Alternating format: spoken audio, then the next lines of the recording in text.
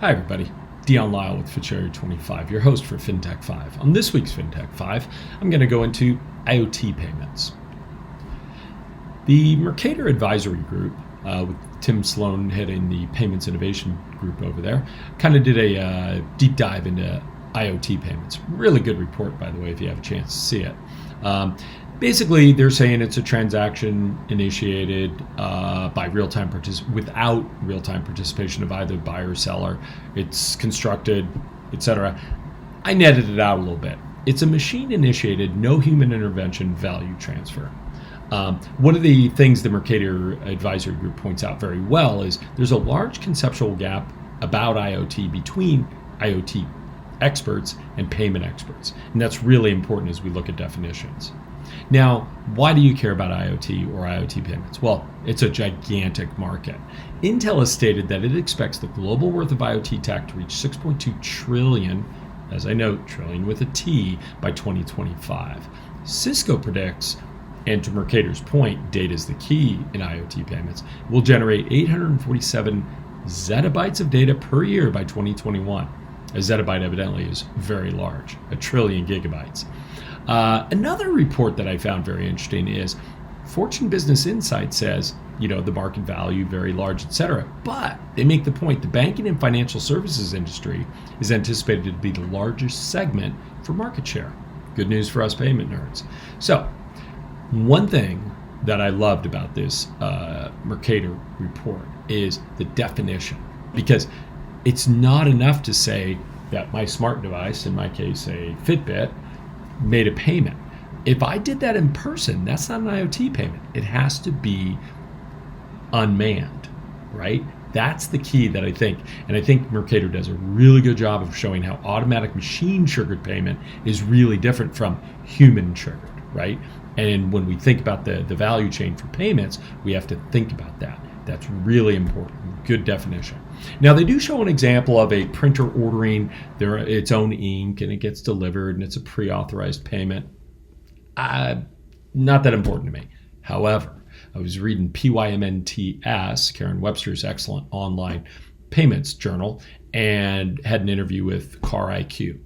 Car IQ shows hundreds of ECUs, didn't even know what that was, electronic control units. Thousands of sensors leading to millions of data points. Well, now what? Now you use that to make payments, to have better interactions. Tesla's already shown us what the future of the connected car can be, but not the future of payments for the connected car. That is still coming.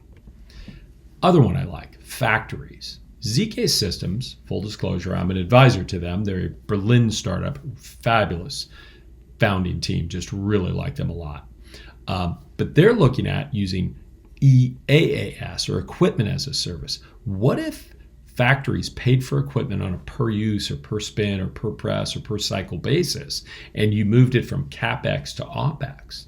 That's pretty exciting. That changes the way the factory of the future is financed. Really interesting. A couple questions that come up for me. One is privacy. Now, I'm not a fan of outlying cases, but I use one anyways.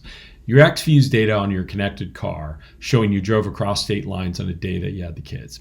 Innocent mistake, but could she use that in court to maybe change the child care agreement? Well, that's a violation of your privacy. Or is it? I'm not sure yet. Another example, you drive to work, 280 near San Francisco, 75 miles an hour. You're with flow of traffic at 75 miles an hour. You don't get a ticket. No one even notices. But your insurance company talks you into accessing your black box data on your car for a discount. Then they come back and say, oh, we're raising your rates because you went 75 miles an hour in a posted 55 zone. Well, that wouldn't be very good, but it's a possibility. The other thing is unique ID. How do you fingerprint a device, right? Humans, we're unique at birth, snowflakes, etc., right? But what about devices? They're made in a factory to very specific specifications. They have to be similar, if not identical, to each other. So why do you care? It's a big market. There's a lot going on. You want to be involved.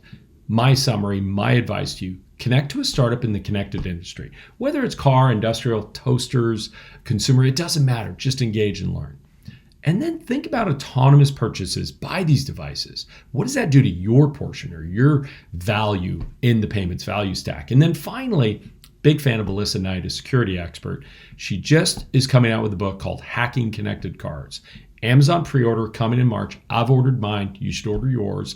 Really, she's the best when it comes to preventing and thinking about the outliers and what's possible and how to prevent bad things from happening. Well, that's this week's Fintech 5. Thank you for watching. Look forward to your comments.